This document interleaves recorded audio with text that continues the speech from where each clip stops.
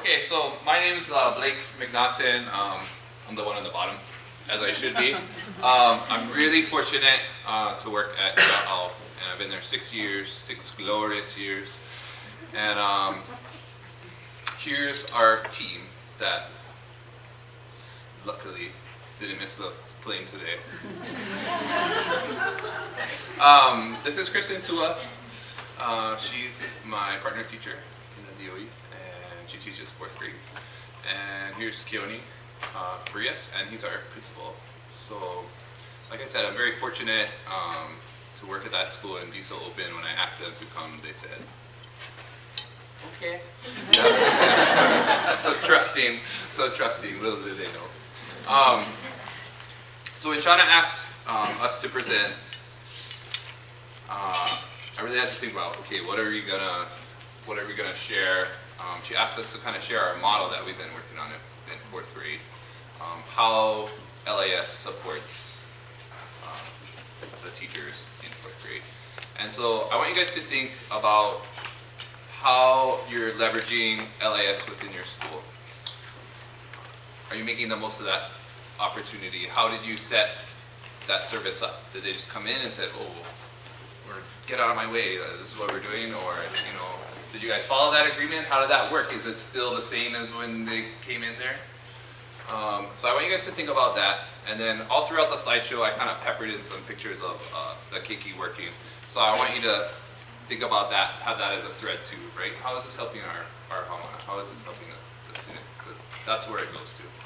So we're going to start off with a little minds-on activity to get you thinking, and to get you thinking about that first point. What is LAS doing in your school?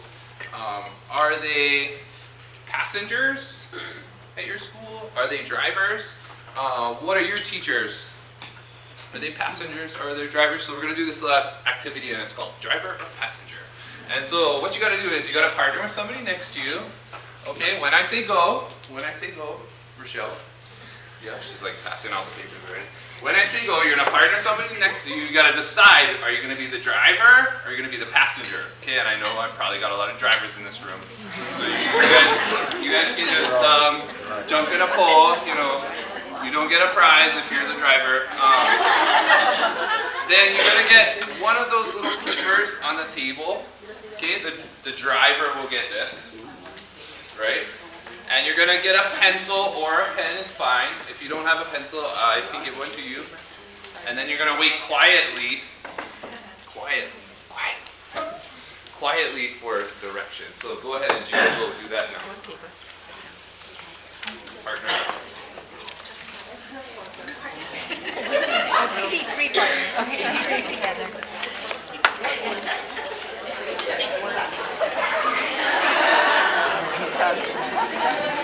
Yeah, let's see what you can try over here. Alright. You have a 2 passenger seat.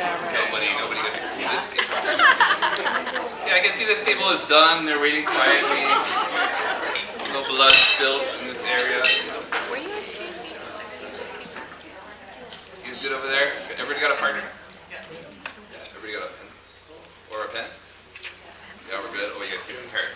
Okay, so you guys are going to drive along your paper, and you have to imagine it's like city streets. It's like city streets, okay, and these are the blocks, okay? So put your pencils down, okay? You guys, okay? Kristen is going to be our model, okay? So she's going to put her pen on the start line, right? And when I say drive forward, she's going to go up a block, right? And I'm going to say turn right, and she goes down to the right a block, and then I say turn left. She goes up the block, and then I say turn left again, right, and she goes down the block, and so on and so forth. Okay, you guys handle that? Sure. Yeah, okay, of course, right? Okay, so let's drive, and I put a little Trekkie humor in here. Oh God, officer. Because it's Spock, isn't it? If you don't get it, then that's all right. It means you're not a dork. Okay, you guys ready? Put your drivers. Okay, you ready? Start your engines. Where's the... Oh, you're giving me the instruction. Yeah. Oh, okay. Put your engines, start your line. Okay. Okay, I see driver. Go ahead. Okay. You're driving. Drive forward If you're 3 driving. blocks. Yeah, okay, so drive straight. 2, drive left, 1, Take a right turn. drive forward 2 blocks, Take a left turn. drive right, Go straight. Go straight, go right. Take a right turn. Go straight. oh, are we Take a listening left to turn. Where you're at. Go straight. Go straight. Take a left. Are we listening? Take a left turn. Take a right turn. Okay, stop. Wait, are we listening Turn your to? paper over and give it to your passenger. Turn it over. Give it to your passenger. Sorry. I thought I had to tell you where to go. That's okay. We're going to be the creative.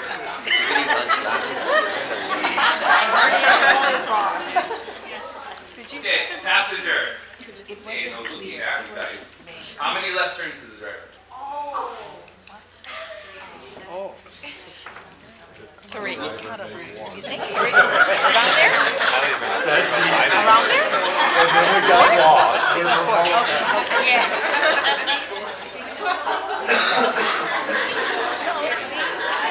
Three or four.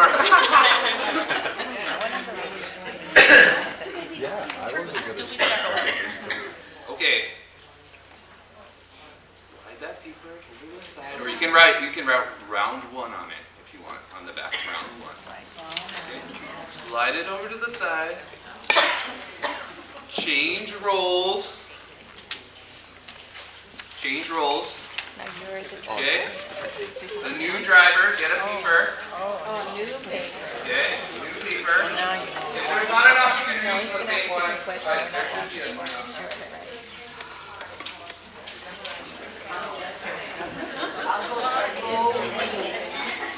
Okay, put your pen on the starting line if you're driving. Okay, now guys, when I say drive straight, you only drive straight for 1 block. Yeah, I see so many guys, it's like, yeah, only 1 block, okay? When I say turn right, you just turn right for 1 block. It's alright, it's alright. None of you guys are getting prizes. Yeah. Okay, drive straight. Yeah, 1 block. Okay, drive straight again. Okay, go right for 1 block. Yeah. Go straight. Go left. Go straight. Go left. Go right. Go straight. Go right. Go left. Stop. Turn off your engine. Okay, give your paper to your partner. Flip it over.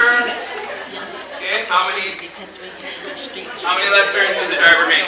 How many? Left turn. You're not supposed to look. How many? 2 or 3 fingers? 3. First 2. No looking. 3.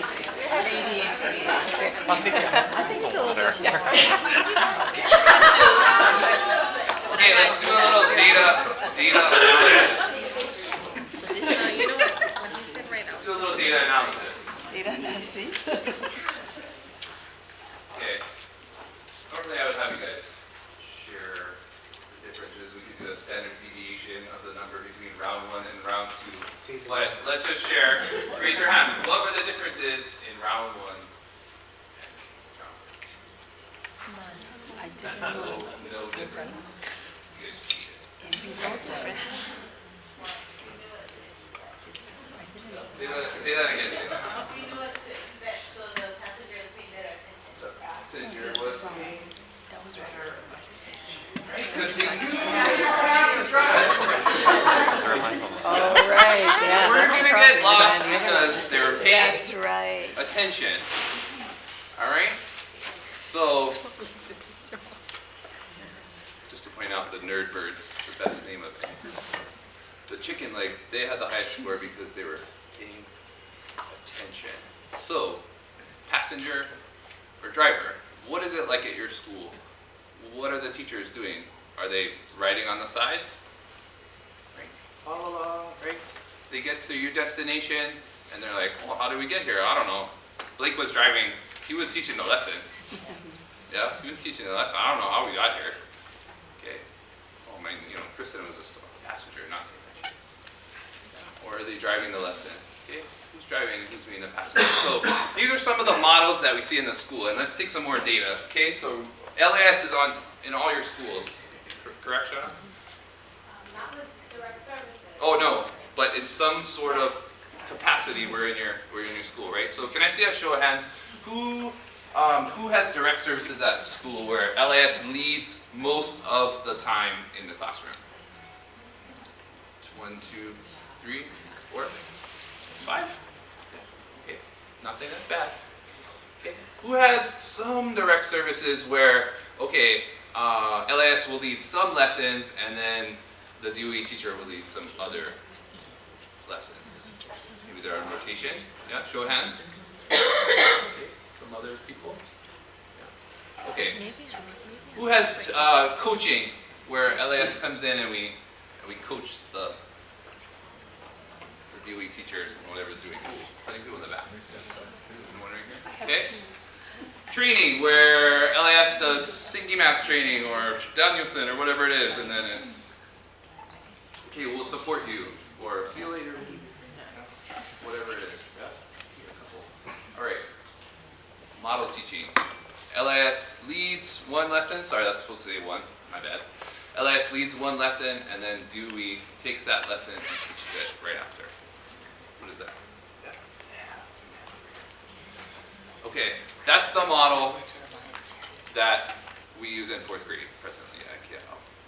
Okay, and we found that just like with our kids, you want them to be a passenger, a focused passenger, right? Interested in where we're going. Okay. They're going to be a passenger, and then they're going to drive. Knowing that they're going to drive, they're going to have to drive back. Yeah, that's the model we're using. So a little history of LAS at Keaʻau. We came in 08, 09, and they said, hey, help teach science, because that's what Keone kind of thought would be most helpful. And we went into 2nd and 3rd, and we pretty much said, all right, we're here to help you teach science, so we're gonna make all these lessons and come and teach, let's co-teach together and let's teach the science. And so it started out that way, and it kept going that way for at least 2 years. In the 3rd year, 10, 11, we got after school Kali'i Mama program, which is defunct now. But it kept going that way. 11, 12. Still doing direct services. Yeah, and some teachers, man, they're the kind of passengers that were like, oh, where are we going? Yeah, like, I want to know where we're going so, I can get my own car and drive. And some teachers are like, you're driving. Take me there, get me there. Yeah, so we kept going. 2nd and then 3rd some. Okay, so by 5th year, this was after Race to the Top, where we had an extended school day at Keaʻau. After that, we said, okay, you guys have to teach now. I'm not going to come to your class certain days. So I'm taking myself out during some of the lessons. So we went to some direct services in 2nd and 3rd. And we added a 1st grade. And in 1st grade, they were already, the model was that some of the teachers, we have 6 1st grade classes in that grade level. So some of the teachers taught the science for their class and one other class. And we only had one kumu, one LAS person to service the whole grade 1. So we said, oh, great, right? That person, the LRT, okay, the literacy resource teacher, they can work with those teachers that are just teaching science. And they'll come in and they'll work with you. Okay, and you guys will develop the science lessons together, okay, and they'll take the lead on the 1st lesson and they'll model teach that lesson, okay, and then they have to go somewhere else, okay, and so you'll then take that lesson that you just saw and you'll teach it to your other science class that's coming in from another classroom. And so we started that out with 1st. And the next year we got K, and we added 4th grade, which is this year. And we took that same model from 1st and we took it into 4th. Okay, so here's what the model looks like in 4th. There's also 6 classes in 4th grade. there's two science teachers, okay? Kristen and Dex, who's not here today, but those two teach the science for all 6 classes. Okay, so we sit down, Dax, Kristen, and I, and say, okay, we talk about the standards. Oh, we got electricity coming up. We talk about the goals for that unit, right? Oh, what do the kids need to know about electricity? What do they need to know about writing about electricity or reading about electricity? And we develop the lessons based on hiccup science, because that's what we're still testing it for, and the Common Core literacy skills as unit drivers. So, for instance, this unit now that we're working on, environments, we started to see that the students, they were, with Reading Wonders, it's a lot of taking evidence right out of the text, right? And we started to see that in their writing, they weren't synthesizing evidence from a text, from an experiment, from talking to uncle, from kupuna. They weren't synthesizing that information together, right? They were just taking from a text or from a video. So we said, oh, we gotta work on that. So that was our driver for this unit. It's a literacy skill, right? But we're teaching science, we're teaching environments, okay? Non-living and living parts of environments. Okay, so then, once we have our lessons, I come into her class with her homeroom kids, and I lead the first lesson, okay? And she helps out, or she'll take a back seat, and she'll just watch. Okay. But then I leave. Okay, I gotta go to 3rd grade, right? And another class is waiting outside. Okay, her kids go out of the classroom, and the other class comes in, and she takes the lead for her other 2 classes. And it says immediate adaptation. Okay, she never teaches the way I teach. She's like, that part was no good, like, right? No, she doesn't see that. Oh yeah, she says, yeah. When I'm not, only to you. Yeah. She says, oh, I did this, and I'm always like, oh wow, that was a great idea, right? Like, good job. You know, I didn't think of that. She takes that lesson, whatever we developed together, and I had to teach first, and she adapts it right away, and she makes it her own. Right? It's not my lesson, you know. It's our lesson. Okay. After she teaches those 2, we say, oh, okay, how did it go? What did you like from what I taught? What did you like from what you taught? And we reflect on it. We look at the student work. Okay, and it's great because we don't have Dax here today, but he has all the inclusion kids, all our special ed kids in his classes, so we can compare his classwork to maybe some of the other classwork and say, oh, okay, are these kids missing different things? Do we need to differentiate our lessons for those kids? And then we can adapt the unit to better address the student needs for next year. So that's our model. Passengers or drivers? Okay, what model is going on in your school? Here's 3rd grade. I've been servicing them 6 years, okay? And there's 4th grade, 1 year. Okay, they're both in their 1st year of independent teaching. Okay, where I was like, okay, I'm not in the room. Okay? Nobody's in the room but them. They're independently teaching whatever it is that they're teaching. Okay, science, literacy. Okay. But the 3rd grade, it's pretty much, oh, these lessons are complete. Right? I don't know why. They don't want to, and I'm not saying that 3rd grade is worse teachers.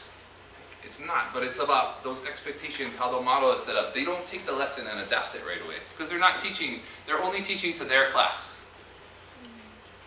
Right? The lesson only gets taught but once, and it's either by me or by them. Okay. Whereas Kristen, she takes the lesson and it's, okay, it changes, okay, always for the better.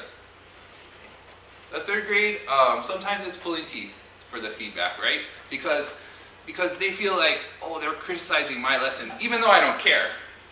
Like I get criticized all the time, like ask Noe, right? I'm like the kicking, whatever.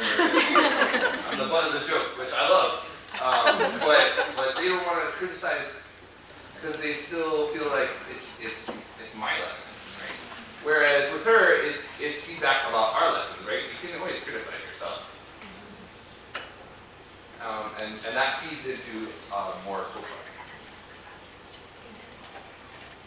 So, Kristen, okay, her perspective on direct services, she's got a little bit of all, so she can kind of give us her this on what she sees from her end.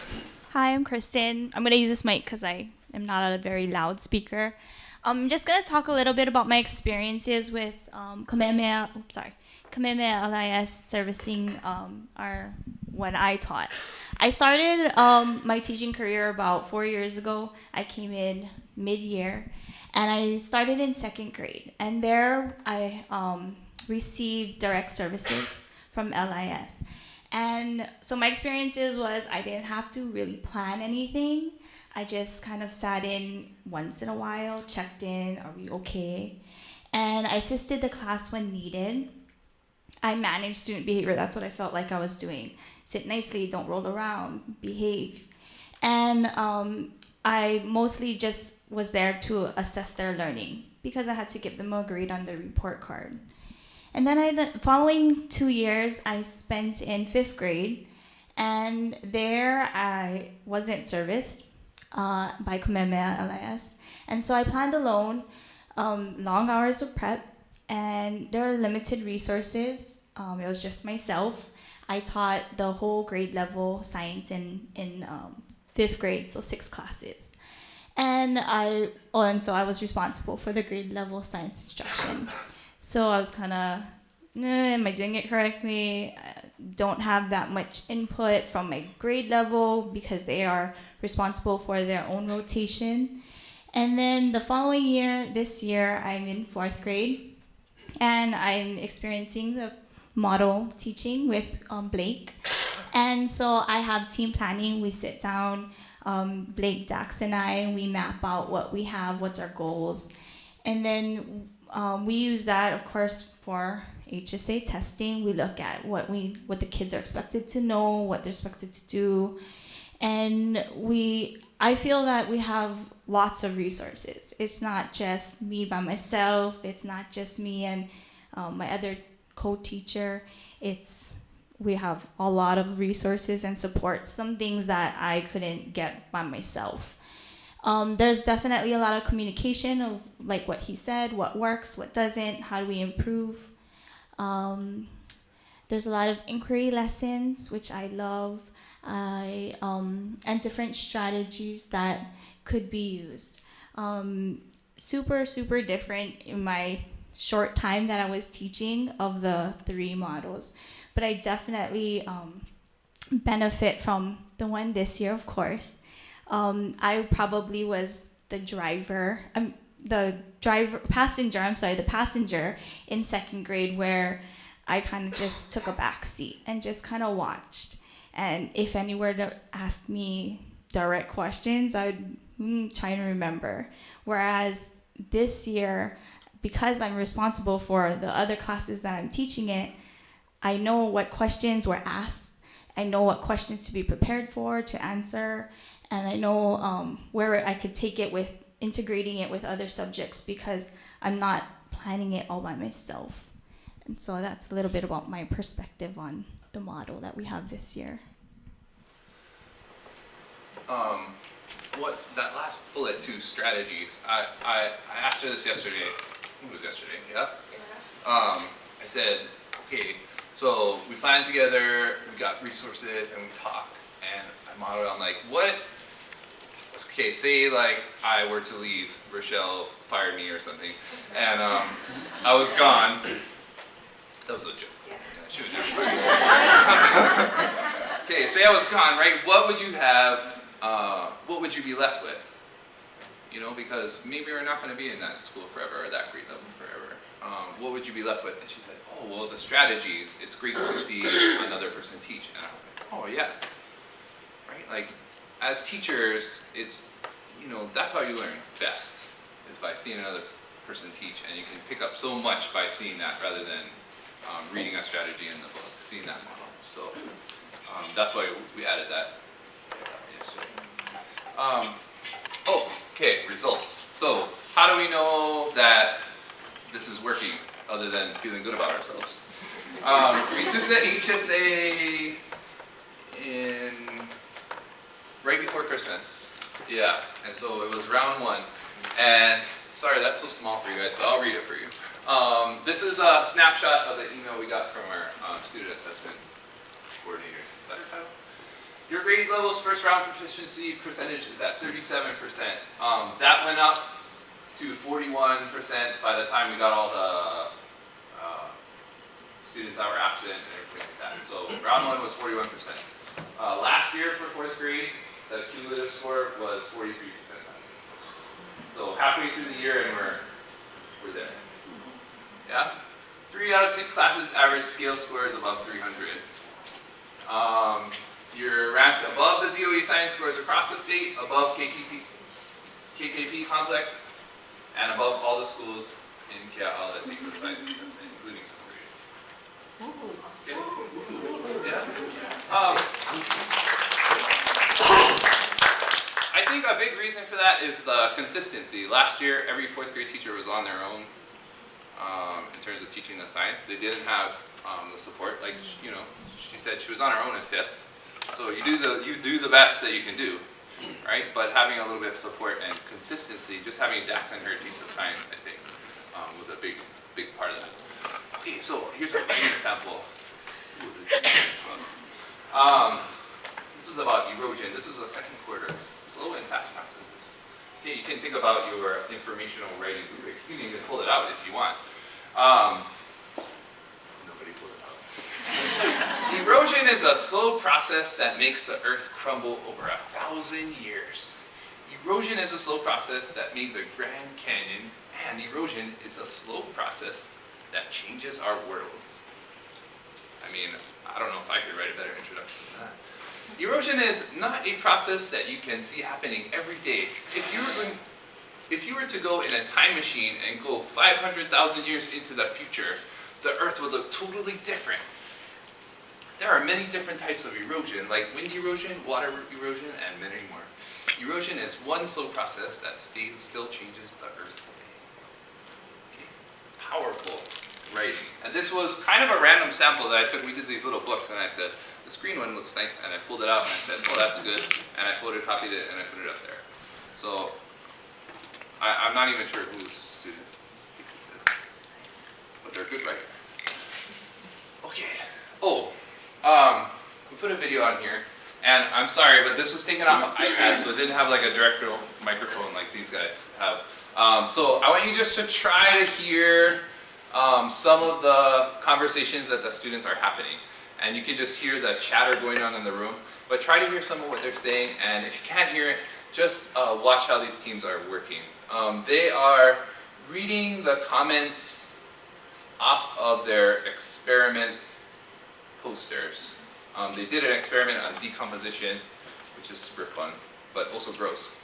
And then they got comments from everybody in their class, so they're reading those comments. Points without wait. I like your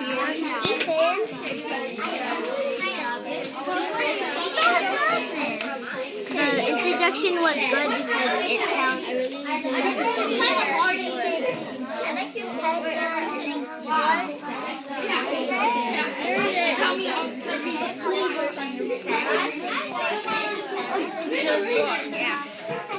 I like your picture because you kicked my knee. I like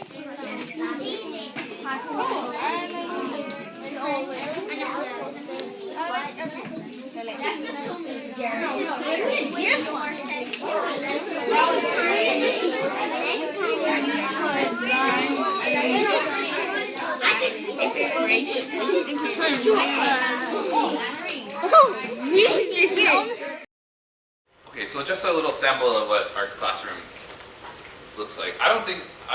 This is not the class that I serviced, so I was not in the room. She was just with her iPad going around.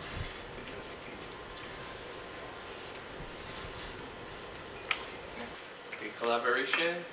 Oh, I lost power. This is just a snapshot of an email.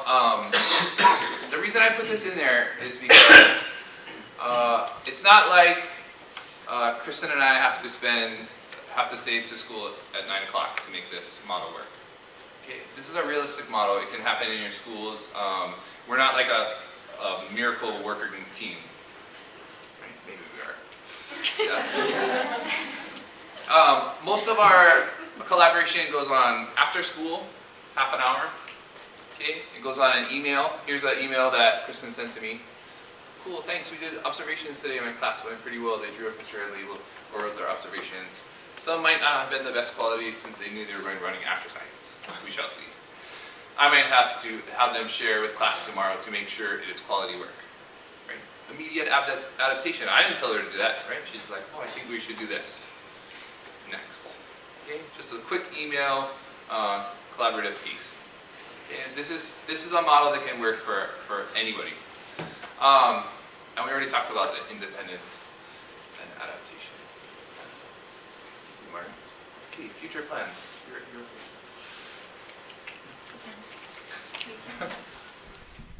So the first thing that we're going to work on for next year would probably be pacing. Now that we've tried it out this first year, we can better pace to know what things we spent a longer period of time with, or what things we need to focus more in depth on, or what they didn't understand. So I put pacing as the first one.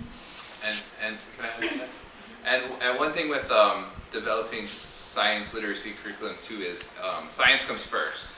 Well, it always comes first for me. But particularly in 4th grade, since it's a testing grade, we wanted to nail the science, right? The Common Core and the writing, like, of course we're going to write. Of course we're going to read and search through videos and text and teach the students how to do that. But in terms of integrating the Common Core seamlessly into that science and building the units, building the content, their development of the content, and giving them tools to take that content and synthesize it, for example, in 3rd quarter. And doing that seamlessly, that takes time. And so when you're just developing the lessons to nail the science, next year I think we can go back and be like, okay, this is where they're going to be in science, and so what do we need to do to help them to write, to improve their informational writing, or to improve their whatever literacy skill we're working on. So that's going to be a goal of mine next year. We're going to focus on integrating or incorporating technology. We recently got training for GAF, and so our students have one-to-one computer laptops. This is an example of a student who did a document on their own time, not in science class, and sent it and shared it with their classmates, their teachers, myself, and I just stumbled upon it and I shared it with Kumu Blake. She took what we were doing with environments, and she found pictures online and found facts about her animal in her environment for what she's doing in her project book. And then the other students read it, saw it, and commented on the side. And then we felt that this was probably something that we want to do more of next year, incorporate. Now that we know that, hey, they can do this, and they're doing this on their own time, we can just imagine where we could take it next year with writing samples and having them comment on each other's writing pieces online. And we said, hey, wait a minute, they're doing the nice picture thing. Nice job. Worst comment ever, right? Like, where's your because, right? We worked on that, and all of their little sticky notes on their poster was nice job because, right? Or nice, beautiful introduction because, right? And then you have them doing it on their own, and are they incorporating that into their lives, like fully integrating it? No, right? Yeah, and so we said, oh, okay, we gotta, it's not just when you're doing it in class for that one time, right? It's when you're commenting on a blog, or commenting on your mother's dress, or whatever it is, when you're commenting on this Google Doc. And so seeing that, I think, gave us some more ideas for integrating. And on another note, for integrating technology, we recently, this quarter, started incorporating the thinking map, since we got training on thinking maps. And so with a lot of our science classes, we take our lessons and we do thinking maps, and the kids can go on and they input in their own little bubbles in their groups, or what they think individually, and then we share it that way. So we just started that this year. I wrote STEM extensions. Our school tries to incorporate STEMware as much as possible. So using the STEM resources, we are fortunate we have a garden resource teacher as well at our school that we work together to incorporate our lessons to make sure that it can be the best it can be. And that would never happen if Kristen didn't take the science lessons. Like in 3rd grade, science is kind of science, right? But in 4th grade, it's science is science during science time, but then how are we gonna spread that to every other area? So STEM extensions, I mean, science is only 3 times a week. We don't have time for a lot of that. You gotta take time from other places. And so I don't think that would happen without this model. One thing that we're going to look forward to is the next generation standards, which will be coming out soon, and trying to incorporate what we're doing in our units that we're creating this year and seeing what standards we'll be focusing on when that comes around. And then the last thing, Reading Wonders Connections, because there's so many stories that we incorporated in our English language arts block, and what we can do to take the science standards that we're working on and integrate that into our other content areas besides just science. Okay, this is my part. I can't do this, but as you've noticed, the screen is blank, or the slide is blank, and it won't populate with anything there. I just hope kind of leave that blank. Now I just kind of run with where their presentation was going to go, and with figuring out who was in the room. So my first comment when I got here was, I think I told Blake, I said, wow, this is not the group that needs preaching to in terms of incorporating science into your school or looking for resources to grow your knowledge base or what you have. So, and then I had kind of a framework of a few of the things that I wanted to talk about, and then got to sit with Deborah, who started off, Deborah Farmer from DOE SPED office, who started off with, I'm not sure why I was invited.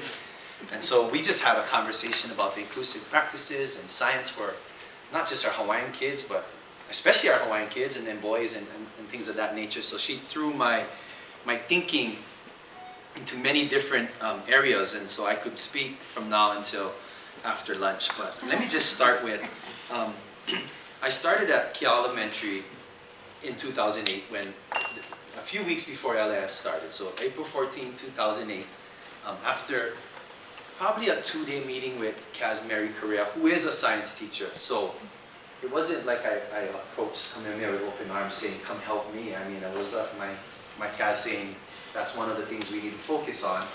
But the Kaz also gave me a directive to go into Keaʻau Elementary and sort of dismantle the direct instruction reading program. So I'm a secondary teacher. I really never wanted to be a principal until Kaz Correa kind of hunted me down and posed all these challenges. But so I only say that because I come in April 14 and I just kind of walked around campus for a little bit, probably 2 days before the 4 due process hearings hit me, and then the 2 investigations, and then the stories of the 5 principals in the previous 2 years and how we do it this way. And I was like, holy smokes. I'm going to tell you, get rid of your reading program that you've been working on for 6 years and invested hundreds of thousands of dollars of reading first monies. And then, I'm going to introduce this other program. I know nothing about Phyllis, LISD vision. I know a little bit about Kamehameha Schools vision. On my first few weeks on the job, but in any case, so I put a lot of trust in the Kaz's vision in terms of the reading mastery program or the direct instruction program, and weather the dip and get forward in teaching the stuff instead of the program. And then I put a lot of trust in the fact that I knew nothing about this program. I was going to sell it to a faculty who did not want to hear, let's incorporate one more thing into the 1,000 things we do. And we're not even testing this stuff, this science stuff, to a campus that's about 7 or 8 years old with zero science around it. I mean, there's no greenhouses, there's no plantings, there's no gardens, there's no anything there. So, I kind of tiptoed lightly around that process, and so maybe this is my disclaimer in partially embracing it and not having a total vision, but I really did trust the people, having met the people in LIS, and I sold it to the faculty in the sense that our writing scores were very poor, and our let me just say, to the fact that all of our scores were poor. We weren't past 20% in any category. So, I don't know, use some charisma, I guess, in saying let's just kind of run with all of these little things at once. So, today, and so the school is about 700 students then. So today, Keaʻau Elementary is 870 students. We're about 45% Hawaiian, and we're right at 82, 83% free reduced lunch. It fluctuates some, so it's still a high poverty and a high need area. And that gives you a little of the background. And 6 years ago, under 20%, and the school was in restructuring. And that's just kind of where we went. So we operated under what we call an upside down intervention model, in that it wasn't 85% of our kids proficient and 15% needed intervention. It really was 85% of our kids needed intervention and 15% were proficient. So KS, LIS came in and we started in the lower grades and we had our teachers placed as some of our best reading teachers in the lower grades. Well, and at the time, 4% of our kids had preschool. Of the whole school, 4% had some form of preschool, which is ridiculous. Well, which kind of explained why it took us a long time. Until today, it still does. It's not until around the third grade, right around third grade, that we get kids. And we put a lot of eggs in that basket, right? I think Shauna said, if they're not reading at grade level by third grade, all the predictors for those social determinants that they will be poor, they will have high cholesterol, they will have hypertension, it just goes on and on. I'm not gonna kind of sadden your day, and so we put everything there to sort of stop the bleeding, and then we decided, myself and a team, we collaborated to think that we could create a dynamic program in 4-5, like stop the whole intervention thinking and just go at teaching, stop teaching to read, but reading to learn. And so we started to move some teachers around, but where I wanted to go with this is, Blake talked about moving up to 4th grade and moving down to 1st grade. We had those conversations maybe 3 years ago. We had the conversation with Rochelle as well, and how do we grow these to the different grade levels, and how do we take the teachers to sort of take the driver's seat. Kristen was in 2nd grade. At the time, we had an old-time teacher, very good results, that just was like, no, I would not let them in my classroom. And it was tough, so they would teach in 5 classrooms and not in hers, right? So I don't know how to say this without sounding like I'm lecturing. It's at a point where you really, as a leader, you look at a school and you start to make those tough decisions about, do I want her still around teaching? Can we afford to be that fragmented? So the conversation about, we do KS and we do LIS science, and you're not proving that you do science, and the school's vision is 3 45-minute sessions of science a week. There's no questions, no ifs, ands, or buts, before she said, okay, thank you very much, but I'm retiring tomorrow. And I thought, holy smokes, what am I gonna do?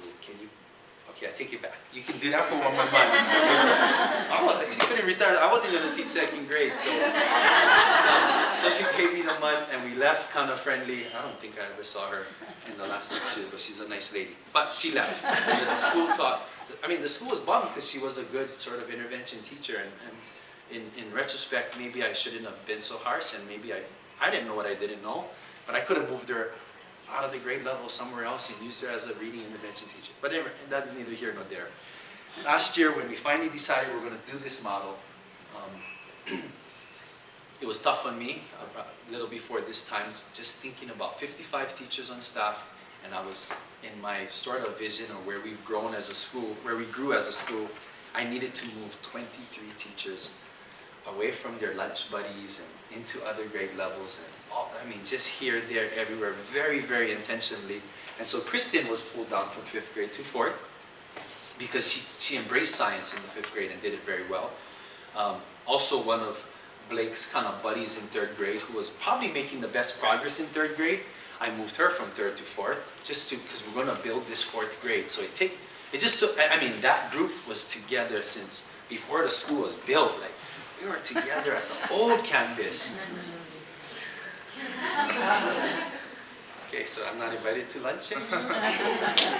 Actually, I get invited to their lunch. But so it was tough. We did those intentional movements, and we meaning I don't take credit. I mean, we had to. I couldn't just direct that movement to happen and think the school would still kind of climb and move forward. So I had to sell it to them. We had to come across those decisions together. So anyway, that was kind of my point about if you're going to grow your program up or down, left or right, you have to recognize what the needs of your campus is, what the needs of your students are, build that vision, and then you really got to recognize what resources you have, what limitations come about because of the unified contract or the length of the school day. Then you realize who wants to partner with you. And this kind of goes where what Deborah was asking. She's like, how do you get chosen to be a site? You know, well, my answer was a certain type of demographic, a recognition by Kamehameha Schools that the leadership is there that fits their vision. So it's all of those little pieces. And so in recognizing those that want to partner with you and fit your vision, you got to reach out and kind of embrace those that want it if it fits your needs. So that's kind of my story with working within the program for 6 years and how we grew it. In terms of moving forward in the future, we've embraced other partnerships that fit the vision of what Blake and myself and the other LARC leaders have. In talking with Rochelle and talking with Shauna, and Shauna and the CAS kind of, they go hand in hand vision-wise, and so that has helped too. So as my CAS starts talking retirement and boomers, and you just worry about, will the visions continue to align? So the only thing that I can be very clear about is, what are the needs of our 870 students? And what can I do to make sure that we maximize resources and then reach out to programs like KS, LAS, and other partners to fill those voids and grow the future. So, Which brings us to your schools. So I want you to think, you want to make your teachers drivers, right? Eventually, at some point. So think about your school. Think about how you can do that. This way is not the only way to model teach. But you want to have that model and then have the teacher teach like very close afterwards, right? So you can do rotation. I could take the lead for a week with the first 3 lessons, and then Kristen take the lead for the next week, right? For the next 3 lessons after that. That way she's gonna pay attention. Not a month later, not a year later, okay? But closely thereafter. What if you only have one teacher in a grade level? What do you do, right? And maybe anybody, small, super small school? Yeah, Molokai? Yeah, right? What do you do? And I was brainstorming, like, how would you do that? Maybe they could look at science instruction in another grade level, or maybe we could partner with you, and they could take a half an hour, watch a video of Kristen and I teaching a science lesson, and then they could teach that lesson, adapt it for themselves the next day. Okay, kind of like a rolling working curriculum partnership, but that was just a crazy brainstorming idea. We have that technology. So think about how you can do this at your school, and here's your takeaway question. How are you going to leverage LAS to provide that constructive support for your teachers? How are you going to maximize what we do for your school, for your keiki, right? We've got next generation science standards coming up, and believe me, they are tough. As a scientist, I look at them and I say, wow. So make the most of it. There's our emails in case you want to contact any of us. And that's it. I think we're open for